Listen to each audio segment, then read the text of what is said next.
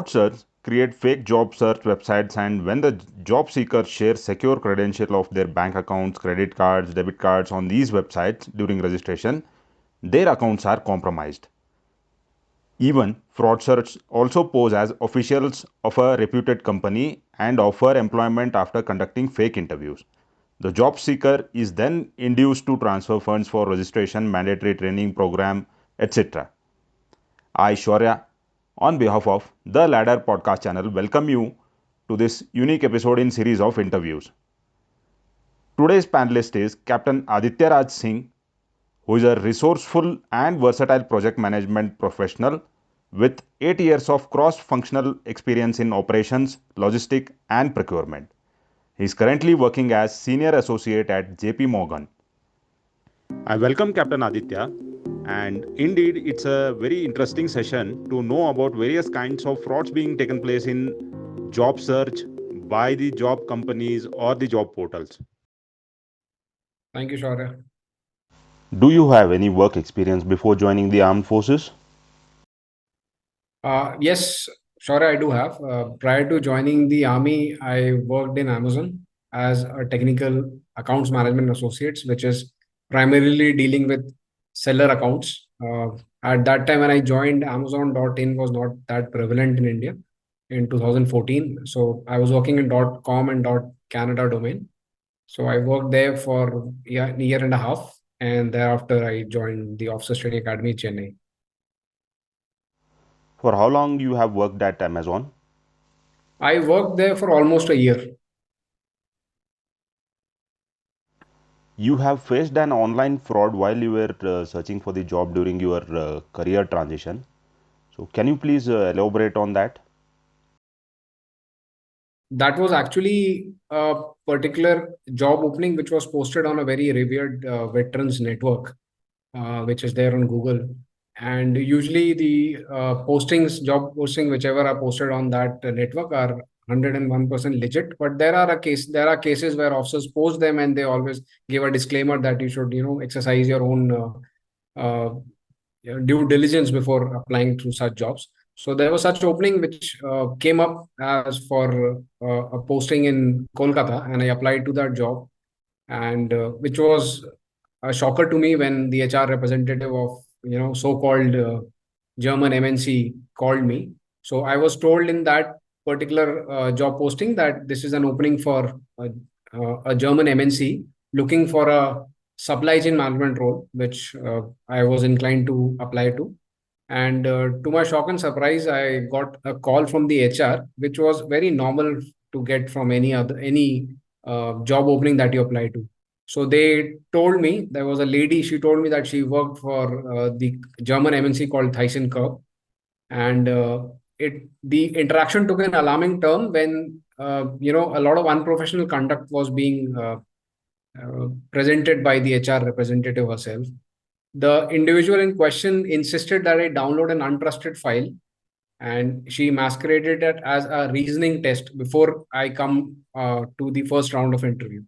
And she demanded that I submit that back through WhatsApp. So there was no email, there was no official link where I can get that test done. Usually there are some firms who conduct reasoning tests before conducting an interview. So there's a proper link sent to you. There are some testing agencies like Pearson and all where you go on and test yourself and submit the result through that agency to the company where you're applying. But in this case, she asked me to download a file which was an XLAM file, an extension of an XLS file, which is a Microsoft Excel.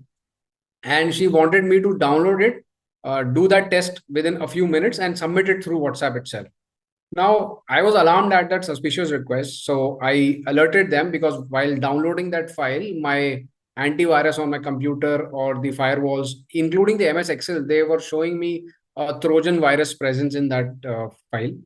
Now, after asking her that this is the kind of thing which is being displayed on my firewall, she told me that to proceed ahead and install my firewall, which is like the number one red flag. If someone asks you to uninstall the firewalls which are there to protect you from cyber frauds.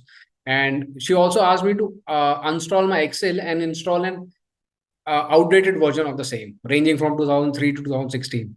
in order to access that file. At that moment, I had it enough. I was very sure that this is a kind of fraud, because I have been part of a lot of veterans network where people keep telling us, how to basically gauge upon, or how to differentiate between a fraud job opening call or a normal job opening call. So I firmly refused to comply with those unreasonable demands which he had, and I promptly requested her to cancel my candidacy. And the final nail on the coffin was that, in a very rather unprofessional manner, when the HR representative abruptly terminated the call, leaving me, I mean, taken aback by the audacity that, that even if you ask any HR representative who has called you that you will no longer be interested in that job, or you would like to cancel that call, you actually get some sort of positive feedback, or they want to know the reasons why you want to cancel. And in this, she just cut the call. And that number I had already shared in that group, asking the officer also who posted it, as well as asking, basically letting everyone know that these are the type of frauds which were happening. That number was registered in a very, I mean, I would say not a very conventional name on the true callers. And I also happened to basically the kind of profile picture which was used, the uh, the description which was used on that particular, it was a business account again, WhatsApp business account.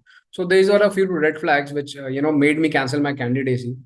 And that's how I prevented myself in getting fraud. I'm sure that file must have been some Trojan virus which could have been infected my computers, taken my personal details which are there on laptop, and I was saved in time from getting scammed by these scammers.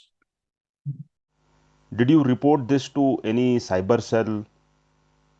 No, I've not reported this to cyber cell per se, but yeah, I definitely did report this on the WhatsApp where the number came. I blocked that number, reported it.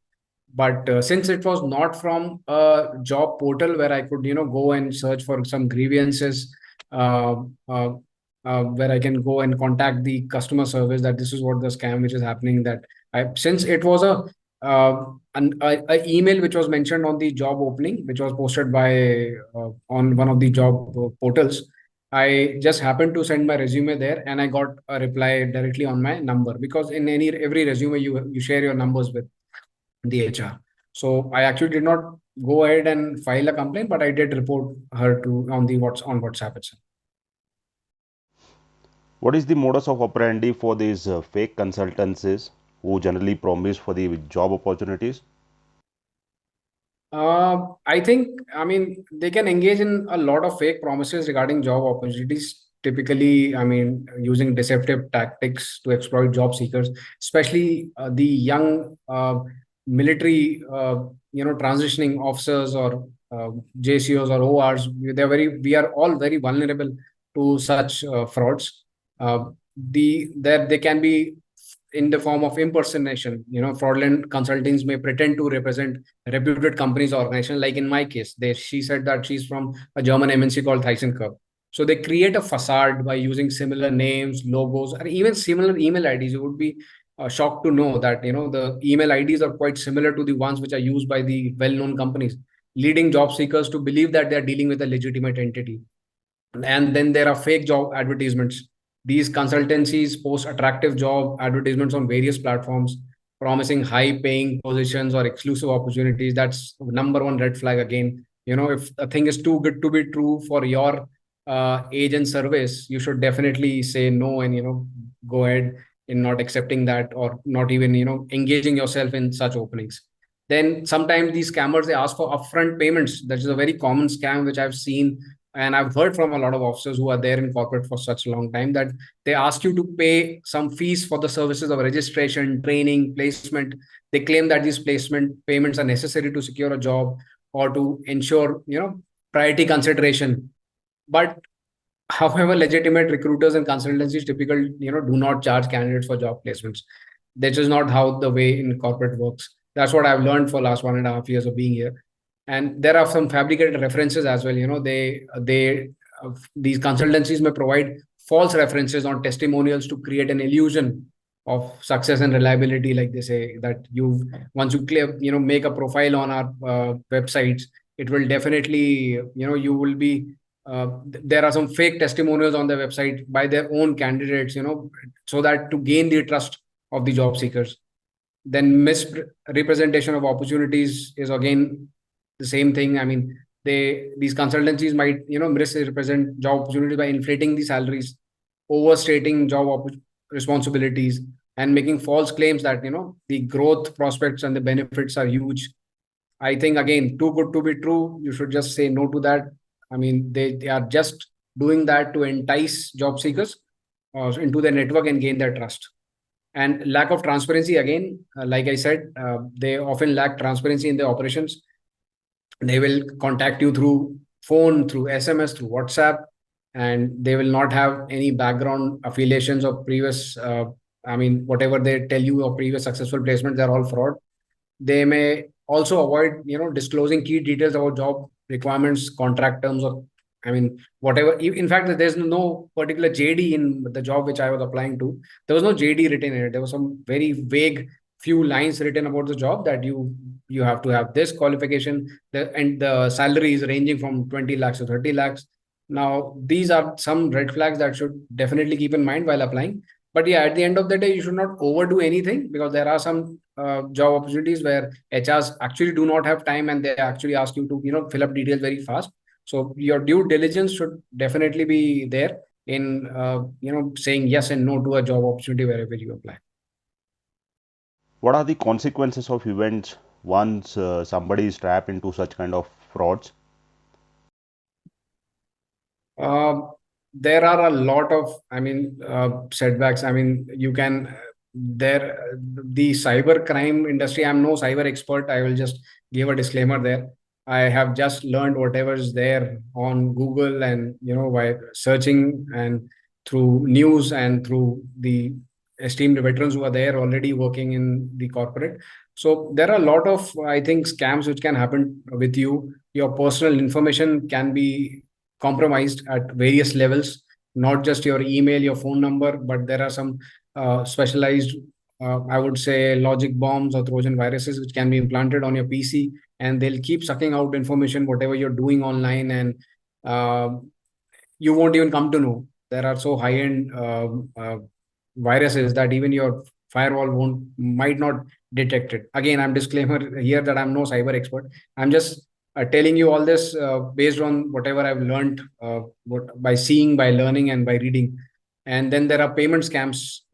They ask you to make payments, and they said that revert back to you with certain job opportunities which they will never come back to. Then there is a very minor level of scam, I would say, that selling of your personal information. Like, you are aware that, today the data is the new gold, which they say in 21st century, in today's era. So your data, your own resume itself, speaks volumes about you, your number, your email ID, your LinkedIn, where have you worked, where have you graduated from, what is your current location. So these sort of, details, if sold to some third party websites, then you start getting telecalling and unknown, and calls which are not of relevance to you. So those are things, I think, which can be compromised. But the biggest thing is getting scammed financially, and secondly, your personal data to be compromised, which is there on your PC or your cell phones. So now the question is how one should be very careful while handling social media and the job portals like LinkedIn while they are planning for their career transition.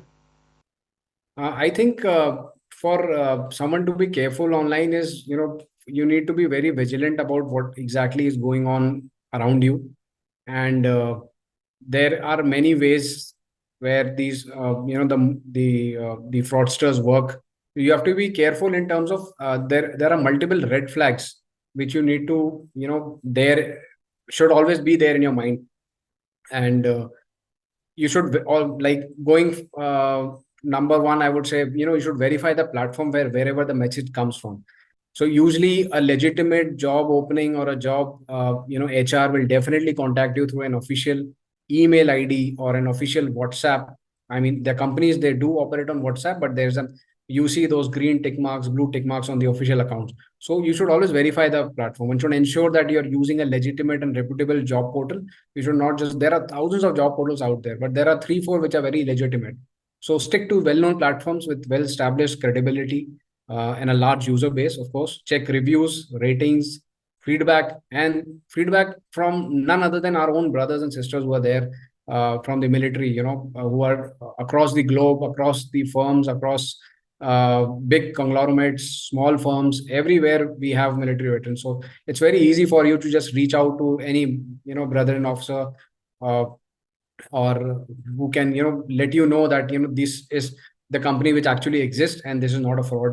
You should protect your personal information. Again, be cautious in sharing personal information on job portals. Only provide necessary details, I would say, in your job search.